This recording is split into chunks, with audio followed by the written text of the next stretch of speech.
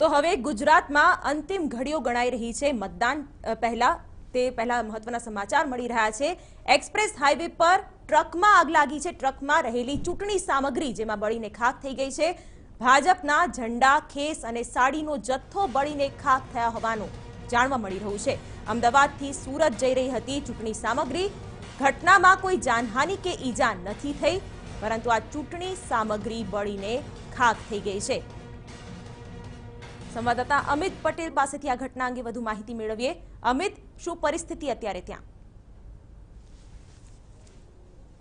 ધુમાડ ચોકડી નજીક express highway પર ચાલુ ટેમ્પો ટ્રકની અંદર આગ લાગી હતી। આગ લાગવાના કારણે આ ટ્રકની અંદર જે ભારતીય જનતા પાર્ટી છે તેનું જે ચૂંટણી મટીરિયલ જે હતું, ભાજપના ઝંડા હતા, ભાજપના ખેસ હતા અને કેટલીક સાડીનો જે જથ્થો હતો એ બળીને ખાખ થઈ ગયો હતો। એટલે કહી શકાય કે ચૂંટણીનો અત્યારે હાલમાં જે માહોલ જામેલો છે, આવતીકાલે આખરી દિવસ છે ચૂંટણી પ્રચારનો।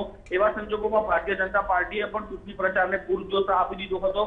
એવા સંજોગોમાં આ પ્રકારની જે ઘટના છે, ચોક્કસથી ભારતીય જનતા પાર્ટીને લગભગ 1.5 થી 2 લાખ રૂપિયાનું આ જે મટીરિયલ બળી ગયું તેના કારણે નુકસાન થયું છે। આ ટેમ્પો અમદાવાદના બાપુનગરથી સુરત જઈ રહ્યો હતો ત્યારે આ ઘટના બની હતી। આ સમગ્ર ઘટનાક્રમની અંદર કોઈ જાનહાનિ કે ઈજાના સમાચાર નથી, પરંતુ વડોદરા ફાયર બ્રિગેડને મેસેજ મળતા તેઓ તાત્કાલિક અસરથી આગ પર કાબુ મેળવ્યો હતો અને જે હાઈવે બંધ થયો હતો તેને ફરી શરૂ કર્યો હતો। શિવાની, બિલકુલ અમે જોડાવા માટે આભાર।